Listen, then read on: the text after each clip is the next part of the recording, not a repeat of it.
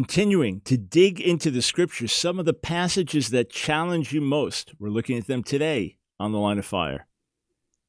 Hey friends, welcome back to The Line of Fire. Michael Brown, delighted to be with you.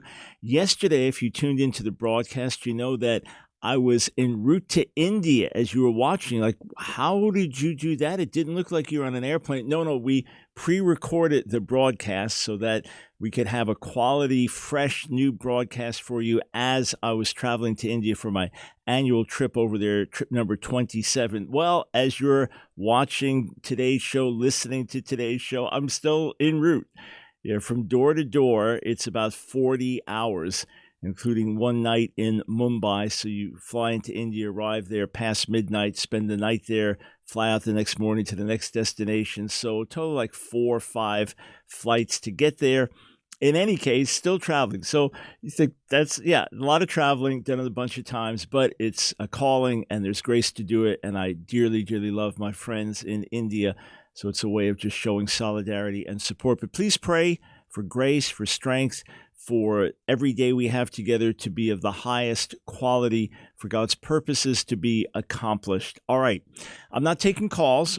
What I'm doing is continuing to answer some really excellent questions that I asked for a few days ago on Facebook and Twitter, asking what are the passages that challenge you the most, that cause you the most problems, that you wonder about. So we're digging into them.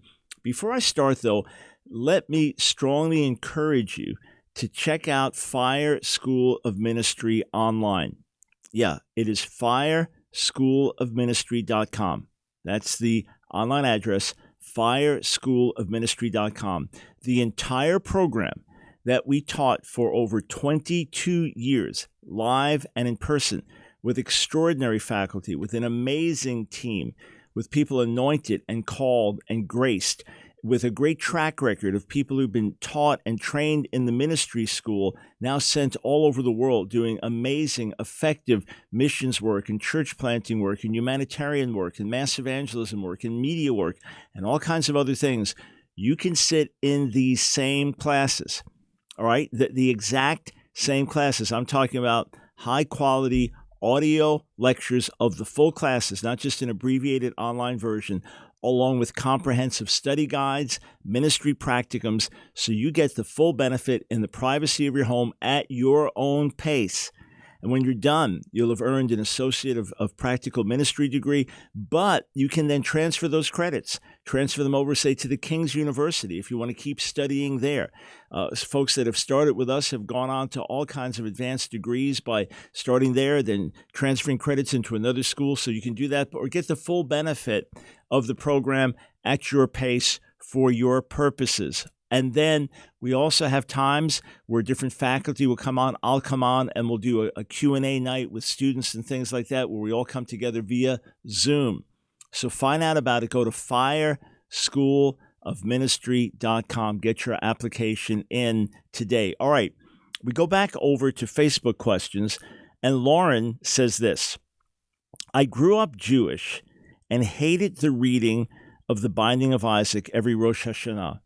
So Rosh Hashanah, Feast of Trumpets in the Bible, becomes the Jewish New Year. So you read the Binding of Isaac, Genesis 22. I still find it appalling and troubling.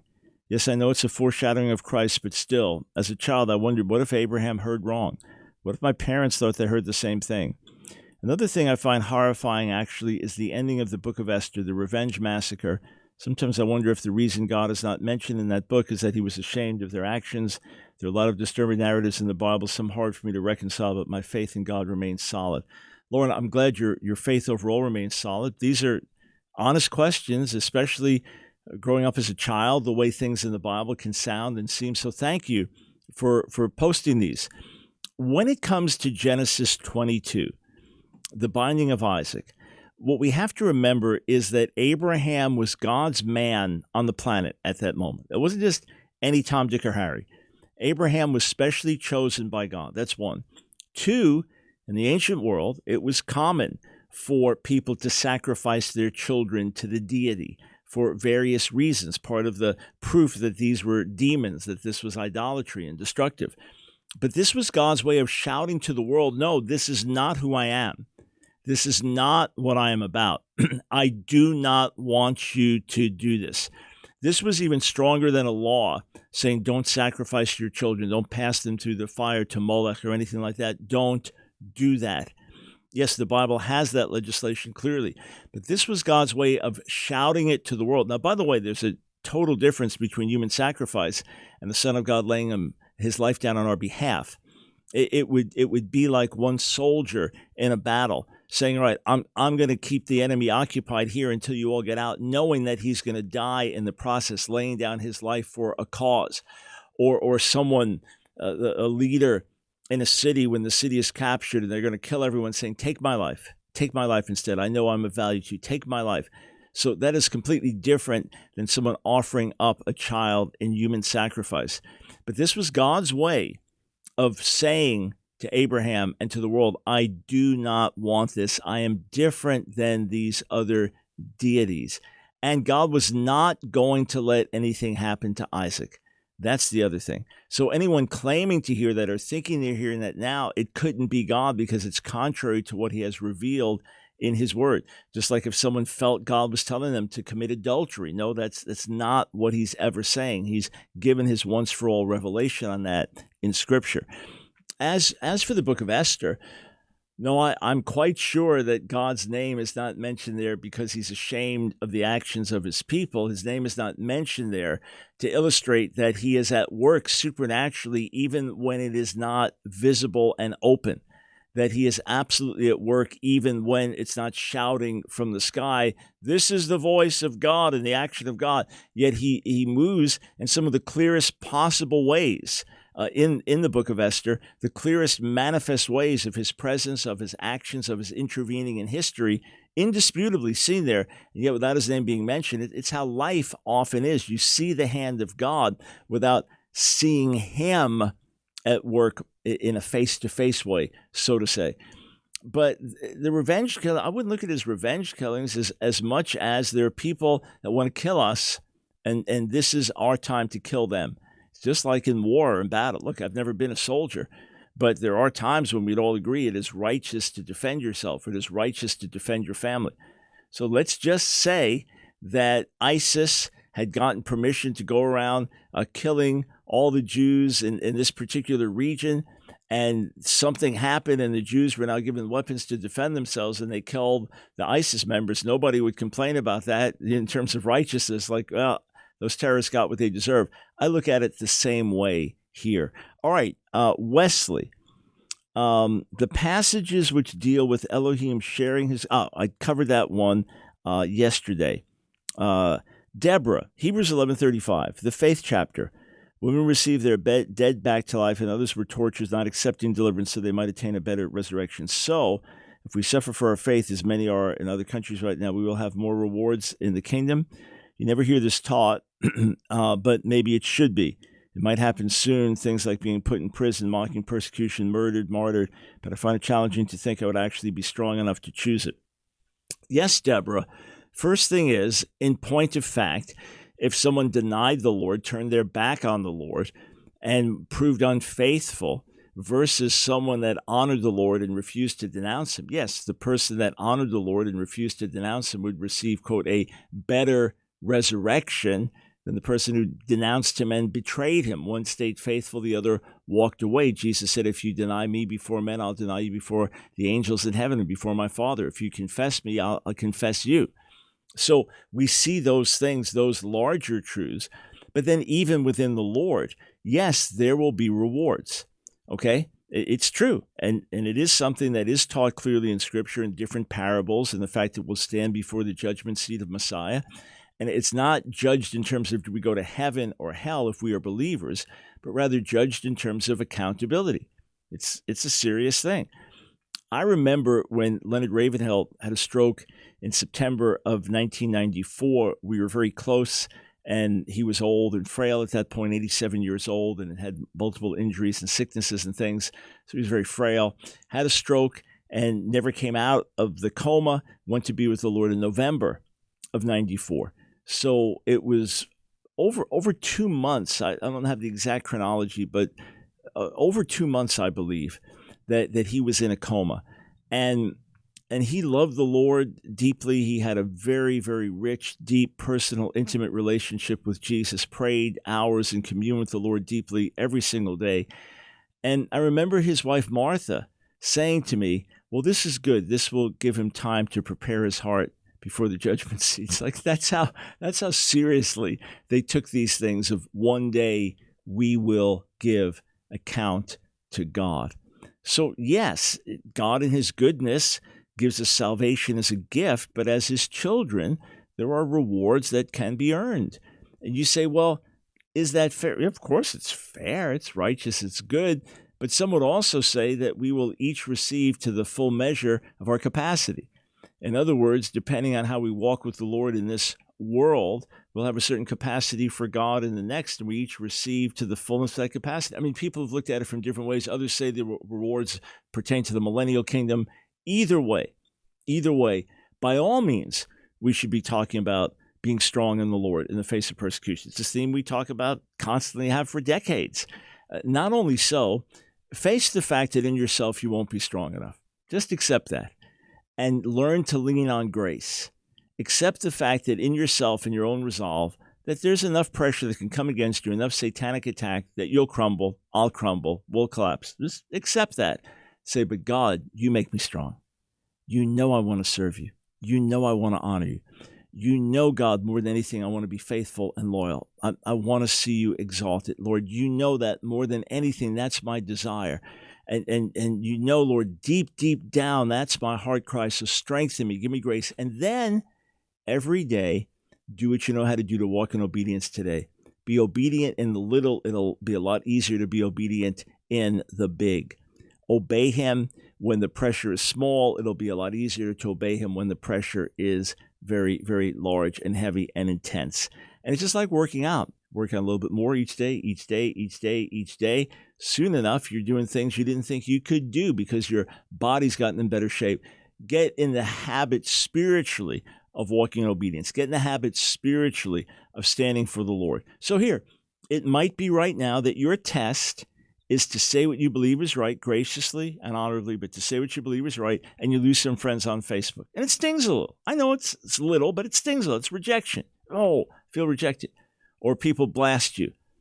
Say, Lord, okay, good. This is my opportunity. This is my training ground. A little bit here, a little bit there, so that when real persecution, opposition comes, I'll have been trained to stand and do what's right. Do what you can every day. Walk in that light, and then say, Lord, sustain me by your grace. Finish the good work that you started in me. All right, we're just getting started today. Stay tuned. We'll be right back.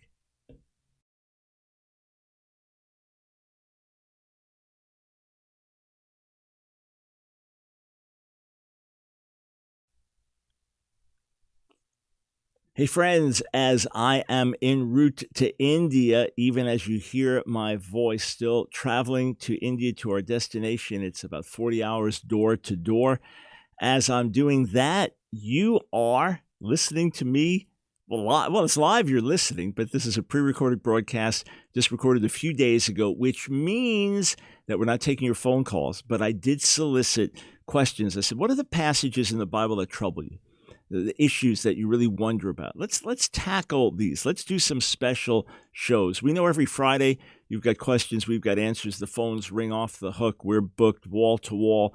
Sometimes every phone line is filled the moment the show starts. I look at the board and every phone line is already filled, and it'll stay like that. The moment one phone line opens, boom, another. All that to say that it seems that you like to present your questions, and since our ministry has asked Dr. Brown, it seems like we enjoy answering your questions. And sometimes I'll be at home and we've had a full day of writing and ministry and radio and video recording and different things. And I'll be at home and just kind of sitting there at my computer writing. It's like, I want to talk to people. And I'll just get online on Facebook or something and say, hey, got questions? Post them here. I'd love to answer your questions. So we asked for these questions, and it seems to be something that's important to you to have these answered, important to me to give you answers. So let's keep diving in, but I won't be able to take your calls, as I'm sure you understand.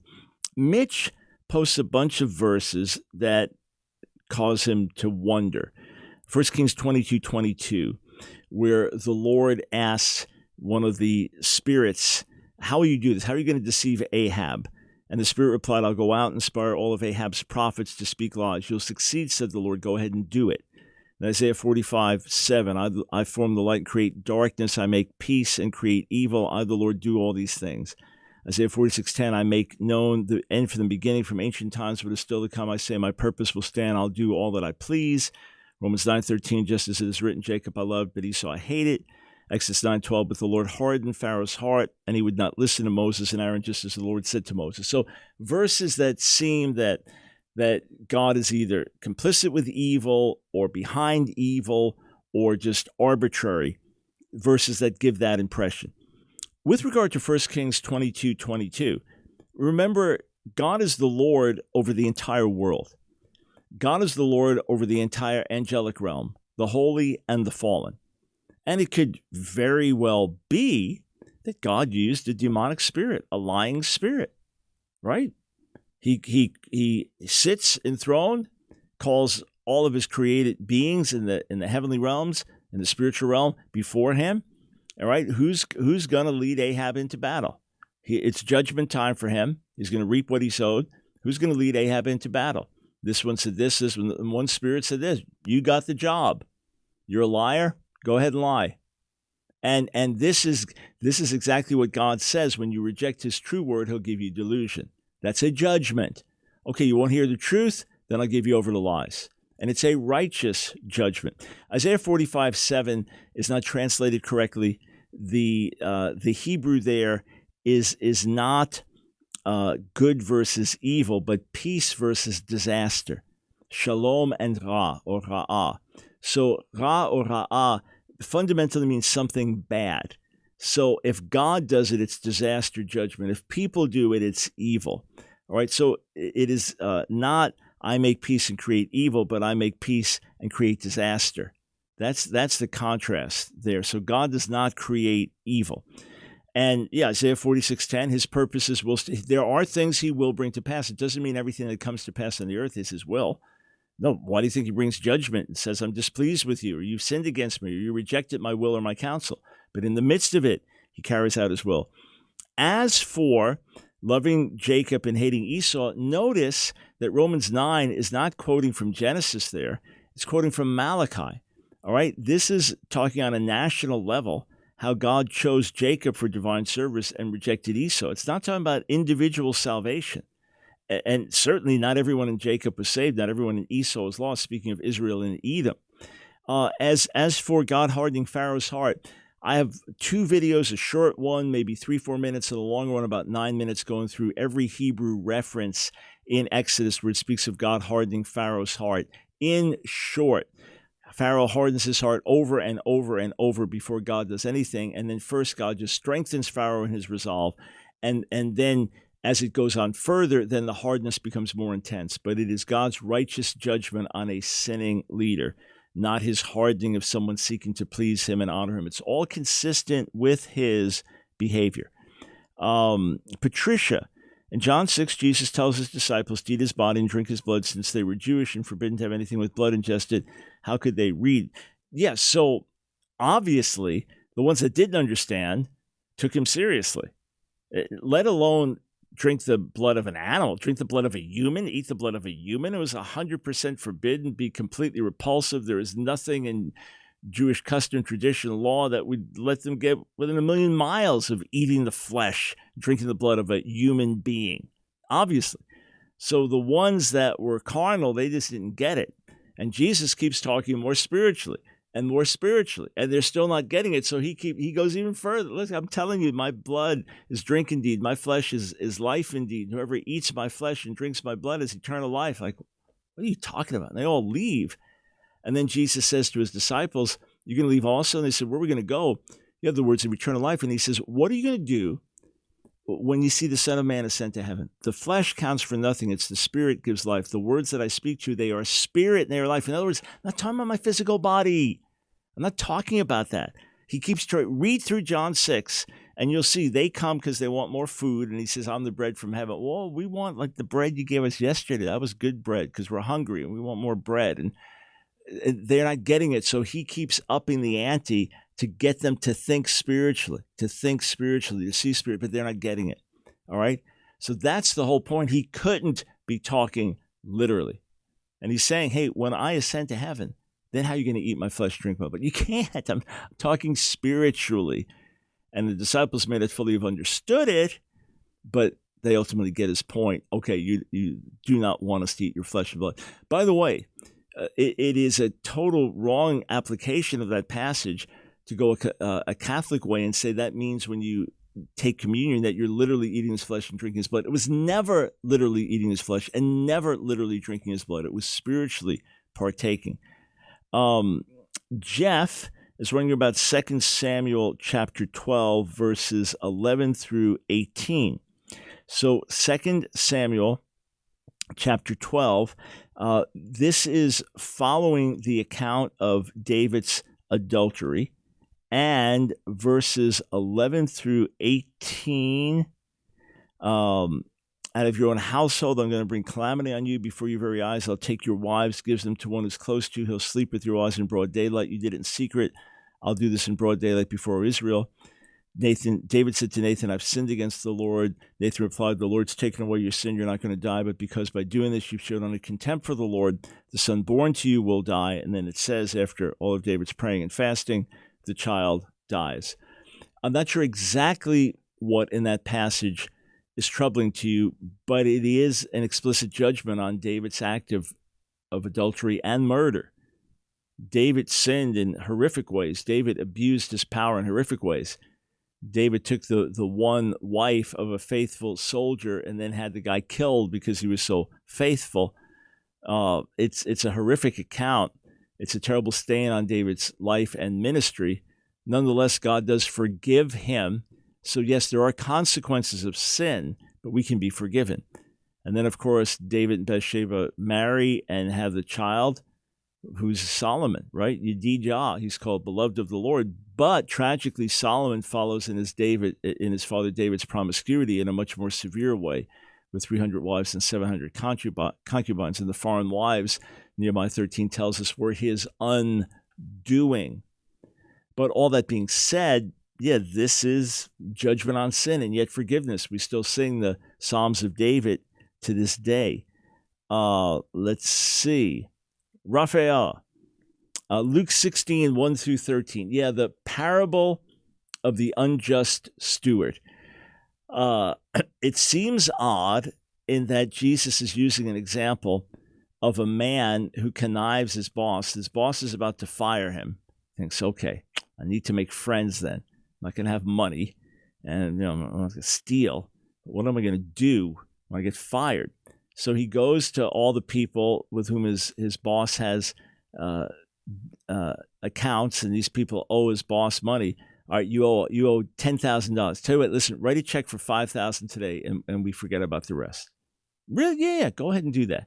All right, what do you owe $50,000? You cut a check for $23,000 today, and we call it even. Really? It's cut that check, give it to my boss, we're even, because he still had the authority to do that. So his boss commends him. It's like, what? What do you mean commended him? The guy was dishonest, and he took some of your money. But the boss commends him for being wise and saying, hey, you were shrewd. You made yourself friends while you had the opportunity. So Jesus then says, well, you see, the children of the world, they are often wiser than the children of the light. So get shrewd. And what does he say? Use money for what purposes? Use money to make friends for eternity.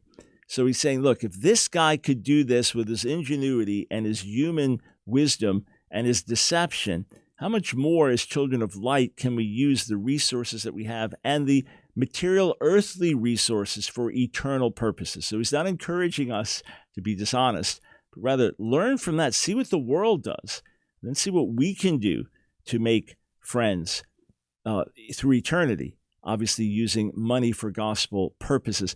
By the way, the parable ends with some very practical teaching. If you're faithful with little, you'll be faithful with much. If you're faithful with earthly things, you'll be faithful with spiritual things.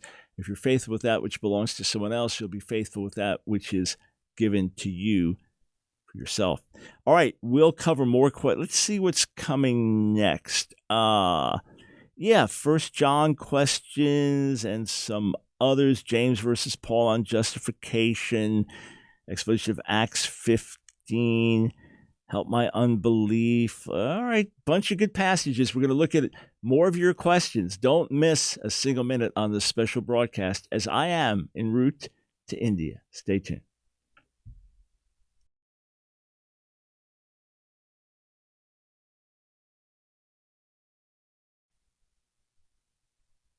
Thanks so much for joining us on The Line of Fire. Michael Brown, as you hear my voice, I am en route to India. So right before leaving for India, we recorded some special broadcasts for you. So sit back, enjoy the show. The only thing we can't do is take your calls, or if there's breaking news, comment on that breaking news. However, even in India, I'm normally writing articles, and even while flying, writing articles. So be checking our website regularly, askdrbrown.org, askdrbrown.org, to see our latest articles. Sometimes I'll even just post a video commentary on Facebook or something like that. So stay connected with us. Hey, did you get our emails? I'm not sure. If you're not sure, you probably don't. Because every Monday, we'll send out a special announcement, sometimes some testimonies, sometimes a special resource package we've put together. We're just sharing my heart with you on Monday. On Wednesday, it's our video watch list. So not just the Line of Fire broadcast, but every new special video that we recorded, maybe a commentary on what's happening in politics or something to edify you or combating some anti-Semitic extremes, 3 minutes, 5 minutes, 7-minute videos. Wednesday, we let you know, hey, here are the videos for the last week, in case you missed anything. And Friday, here are all the articles. Normally about 5 articles a week, op-ed pieces, and you get them. And by the way, when you sign up for our email list, you automatically get our a free ebook, 7 Secrets of the Real Messiah. It's a real neat read. It's stuff condensed from the real kosher Jesus that you'll find to be a real eye-opener. So do that. Sign up. You say, how do I do it? Just go to askdrbrown.org, askdrbrown.org. You'll see it right there on the homepage. Take you, 30 seconds? Type your name, address, email. Boom. That's it. And this way we can stay in touch with you via email. All right, back to some excellent questions that I solicited on Facebook before leaving for India. Rich, 1 John, several verses saying anyone who sins doesn't know God. For example, 1 John 3:9, yet we all sin after becoming believers. Yes. Number 1, 1 John 1 says if we say we have no sin, we deceive ourselves and the truth is not in us. 1 John 2, I write these things to you so that you will not sin. But if you do sin, we have an advocate with the Father, Jesus the Messiah, the righteous. 1 John 5, if you see a brother sin and it's not a sin unto death, pray for them. So 1 John is telling us we do sin as believers. However, 1 John 3, which says that you cannot sin if the seed of God remains in you, means you cannot continue in sin. You cannot continue to live in sinful, unrepentant obedience and be a child of God. If you do, you were either never saved or you've turned away from the Lord. It's just that simple. It's just like saying that if you stay in the sunlight, you will get burned. If you stay, and it's an inevitability. You cannot possibly stay constantly in the sunlight without getting burned. It's just, that's going to happen. Well, the same way, if the seed of God remains in you, God's light and life is within you, you cannot possibly live in persistent, rebellious, unrepentant sin, the pattern of your life. This is who you are. This is how you live. You can't live like that and serve God at the same time, have the seed of God within you. So either you've never known the Lord, if that's your lifestyle, or look, and that's different between saying, Lord, I'm messing up. Please help me. I hate the way I'm living. Help me. Give me grace. That's someone repenting and coming to God asking for help versus someone saying, I'm going to do what I'm going to do. I'm going to live how I want to live. Period. End of subject. Totally different. The one that lives like that has either never known the Lord or they've turned away from God. By the way, I just finished teaching on 1 John. I just finished teaching on Hebrews also. And if you're one of our monthly torchbearers, you have access to these special bonus videos that we do every week. So those supporting us with $1 a day or more, $30 or more per month, you get access to a lot of stuff, special video on demand. We put out, as you know, thousands of free resources. We have an unbelievable amount of resources available to you absolutely free. But then we have some other material that our torchbearers can access. So if you join our support team, not only are you helping us touch the world, you are helping us stir revival in the church. You're helping us produce, by God's grace, moral and cultural revolution, gospel-based in our society. You're helping us reach the lost sheep of the house of Israel, revival in the church, revolution in society, redemption in Israel. You're helping us on every single front.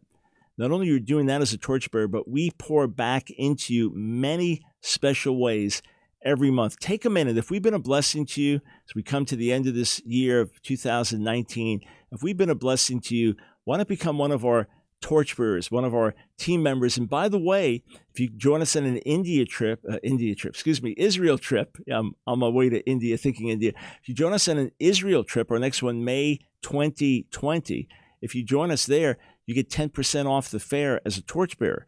So let's just say, theoretically, it's a $3,900 trip, right? So 10% off is $390. Let's say you're giving us $30 per month. That's $360. Basically, all the money you gave the whole month, the whole year, comes right off the trip. Yeah. So just another way of us saying thank you. So become a torchbearer today, especially if you're thinking of coming to Israel, right? Put the money right back in your own pocket. Give it to the Lord and get it right back, right? That works. So AskDrBrown.org. Just click on donate and then monthly support, and you'll see a list of benefits, blessings that come your way. And then while you're on the website, find out about the Israel trip. We only have maybe 20-something seats left, something like that. All right, more of your questions. Sarah, in 2 Samuel 16 through 19, obviously left the chapter out there. Had the witch of Endor summoned Samuel, which Samuel appeared and spoke to Saul. One, Saul should not have summoned Samuel, who is dead. Had explained that Saul spoke to Samuel and not to a demonic spirit. Right, so at the end of 2 Samuel, we have this account with the witch of Endor. Scholars continue to debate that. Did this witch literally call up Samuel from the dead? And it was the will of God that Samuel spoke prophetically to Saul in judgment. And that's why the witch is like, oh, what did you have me do? She thought she's going to do a normal conjuration. And here it's Samuel. No, gosh, it's not good. So she's shocked. Is that literally what happened? Or was the whole thing just a ruse? And it was a demon that came up and spoke, or a demon posing as Samuel. To me, my opinion, can't be dogmatic, but that it really was the spirit of Samuel called up from the dead, and that it was just part of divine judgment, that the witch did not have the power to do this. The witch did not have the power to communicate with the dead. It was simply something that God sovereignly did in judgment on Saul. So again, you could say, but that would never happen. We don't speak with that. Well, God could do whatever he wants to do. Moses and Elijah appear in the Mount of Transfiguration to speak with Jesus, but we are forbidden from trying to contact the dead or speak with the dead. The only thing you're going to get doing that is demonic spirits. Some would argue, well, it had to be a demonic spirit. It's possible. It's possible. Scholars debate it. All right. Peter, explanation of Acts 15 through 18. Yes, sir. So in Acts 15, we have the council in Jerusalem, the question about what to do with Gentile believers. Do they have to become circumcised, the men? Does everyone have to come under the law of Moses, men and women, once they come to faith in Jesus, the Jewish Messiah? In other words, you have to become Jews to be part of this community. And the answer is no. No, God has accepted them as Gentiles, and they are now equal citizens, equal heirs in God's family, in the ecclesia and the Messianic community, without having become Jews. The same way Jews don't have to become Gentiles, right? So it then says this: the words of the prophets are in agreement with this, as it is written, after this I will return and rebuild David's fallen tent. Its ruins I will rebuild, and I will restore it, that the rest of mankind may seek the Lord, even all the Gentiles who bear my name, says the Lord, who does these things known from long ago. Now, in context, Amos 9, which is being quoted here in Acts 15, is speaking of the future restoration of the Davidic kingdom, something that we look to in the millennial kingdom, that there will be an earthly manifestation of the glory of God, the knowledge of the glory of the Lord, covering the earth as the waters cover the seas, and that this will be a time of the nations of the world, Isaiah 2, streaming to Jerusalem to learn from the God of Israel. At the end of this time, Satan will be loosed to deceive the earth once again, and the peoples of the earth will go into rebellion, many multitudes. So saying, hey, we don't want God, period. We just don't want him. We choose the flesh, we choose rebellion, and then we go into final judgment and the end of the age. So all that being said, Jacob is reading this and saying, okay, in the future, there will be a restoration of David's fallen tent. All right, it's not primarily here talking about worship. It's been often applied to that tent of David and things like that in terms of worship.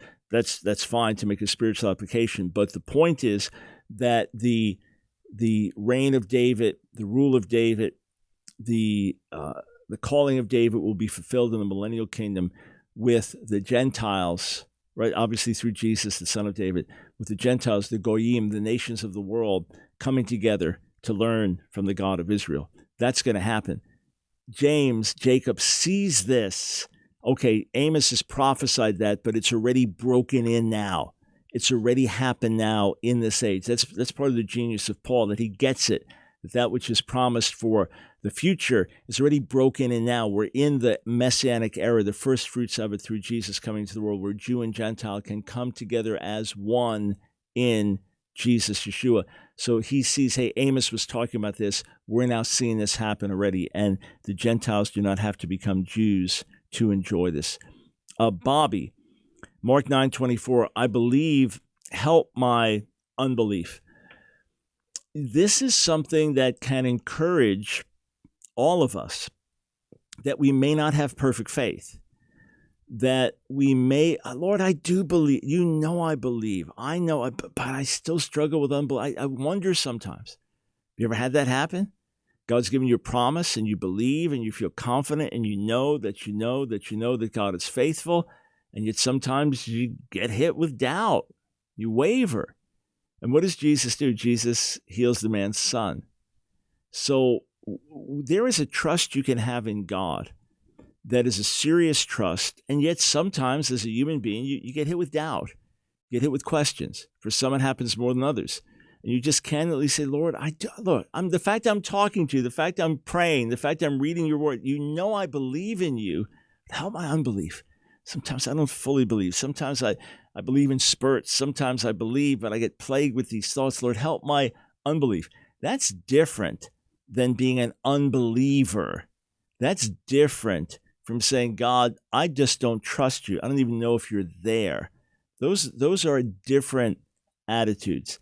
You say, yeah, but James 1 tells us that the one who doubts is like a double-minded person. They're unstable in all their ways.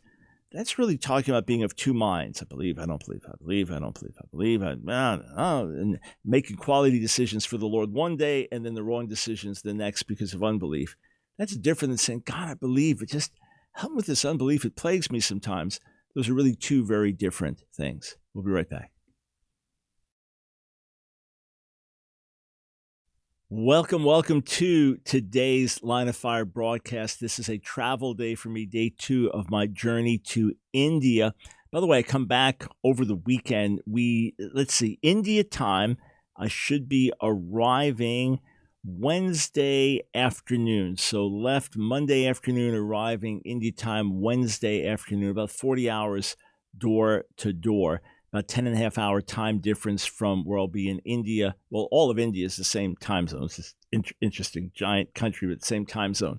So about 10.5 hours difference exactly 10.5 hours difference from where I live in North Carolina over to time in India.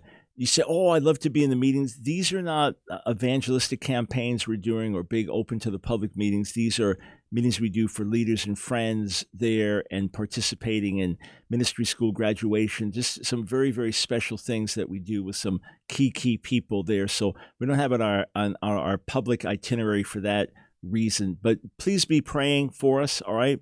And then Saturday, begin the journey back, and you pick up time coming back with time zones and things like that, and arrive home Sunday sometime.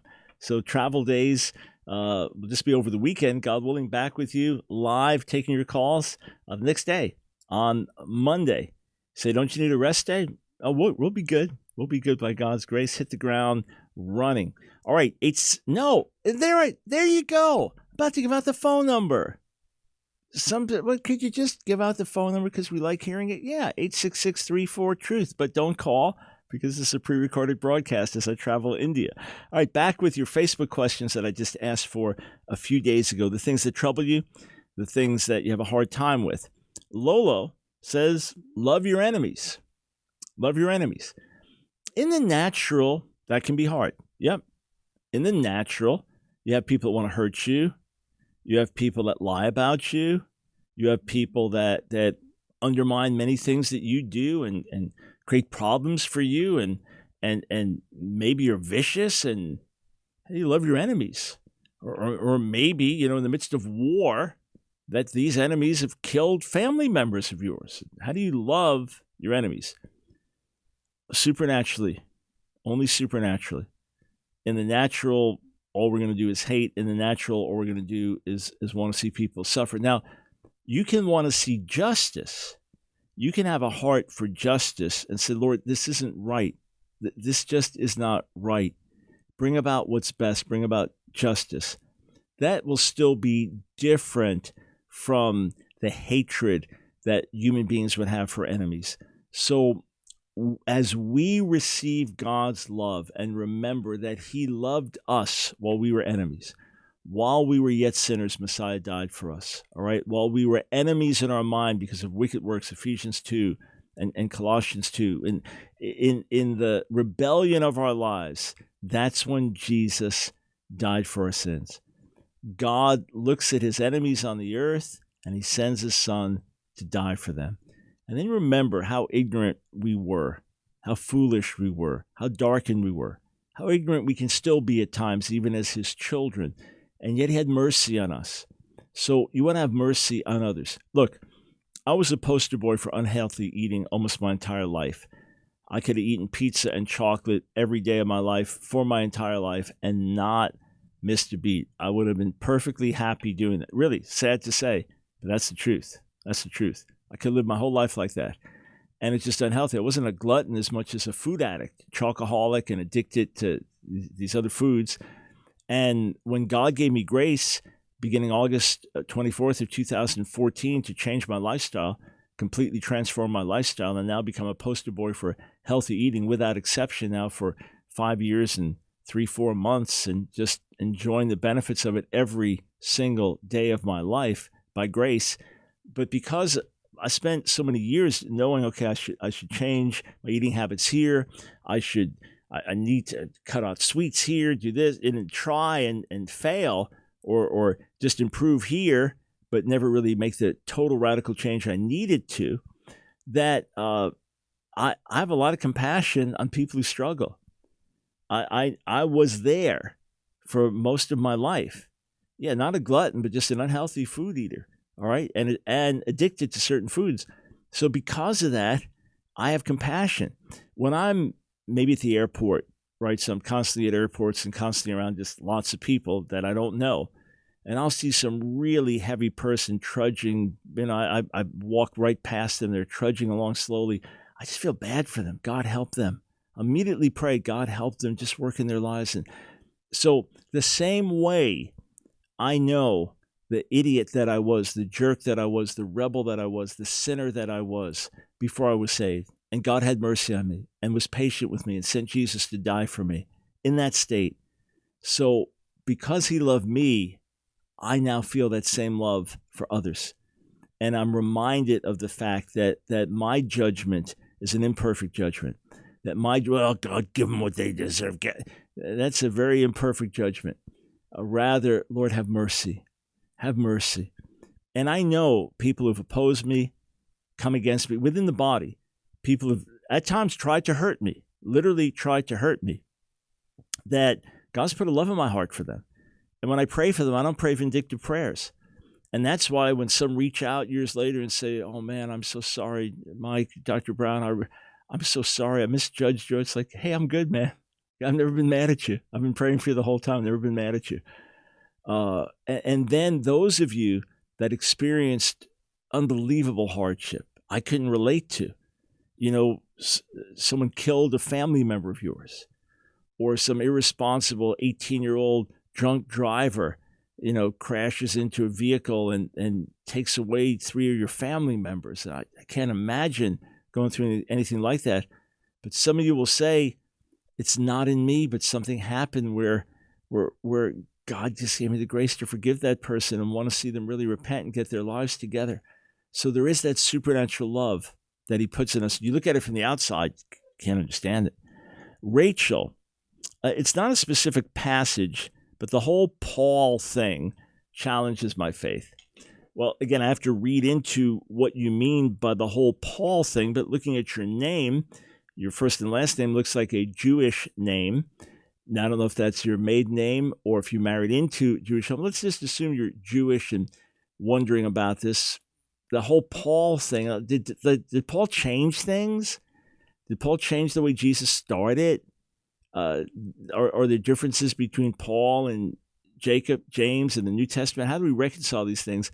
I think the key thing that you need to understand, and I get into it in the Real Kosher Jesus, a section on Paul, where I refute and rebut my friend Rabbi Shmuley's reconstruction based especially on Chaim Maccabee's Paul the Myth Maker, that you have to understand that Paul was a real genius. Saul of Tarsus, Paul, a real genius, steeped in the scriptures, trained in rabbinic thinking, as we would call it in retrospect, right? So sitting under Pharisaical teaching.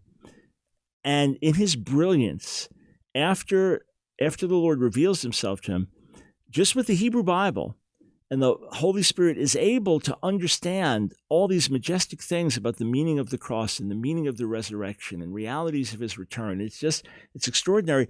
But he gets this understanding that Gentiles right now, not in a future age, but right now, are heirs together with Jewish believers. That Gentiles in Jesus are heirs together with Jewish believers in Jesus. And that together, they stand as equals in the Lord. And that the Messianic era has broken in. So he's constantly speaking to Gentiles and warning against erroneous applications of Torah or being put under bondage to Sinai covenant, while he himself lives as a God-fearing Jew, as we see in the book of Acts. And so as a God-fearing Jew, why should he stop being a God-fearing Jew? A Torah-honoring Jew, why should he stop doing that? For what purpose? Now he's understanding the new and better covenant that we live in, where God puts his laws in our heart. But why should he stop being a God-fearing Jew? Right? Acts 23, when he's before the Sanhedrin, he says, I'm a Pharisee. That's the group he identified with in terms of in the Jewish community, right? That's how he lived. But he's writing constantly to Gentile believers and showing how they can share together in the Messiah without themselves having to become Jews. Rhino, verily I say unto you, this generation shall not pass till all these things be fulfilled. So either, Matthew 24:34, either Jesus is talking about the destruction of the first temple and those that are hearing him as he describes certain things that are going to happen with the destruction of the first temple in the year 70, that they're going to be alive to see it. You say, yeah, but then that would also mean the second coming, because it mentions the second coming in that passage. So then Jesus came in the year 70. No, that's not what he's saying. It's not what he's saying. He's answering several questions together. What will be the sign of this? When is this going to happen? Temple destroyed, and what's the sign of your coming of the end of the age? They thought it was all one and the same. It wasn't. But another way to read Matthew 24:34 is, there are a bunch of things that are going to happen, and there are a bunch of things that are going to happen that are going to happen in your lifetime, and you'll see with your own eyes. But there are other things that have to do with my return and with the end of the age. And when you, whoever it is, whoever's alive at that time, when you see these things happen, when you see these things unfold, you who are alive then, you're going to see X, Y, well, then you're going to see Z also. So it's talking about that future generation.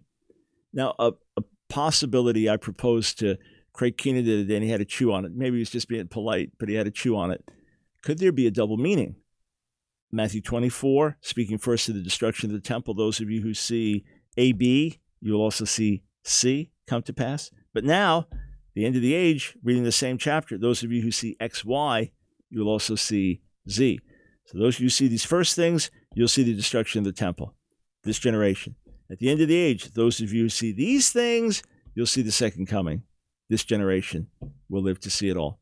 Could well be, but nothing contradictory.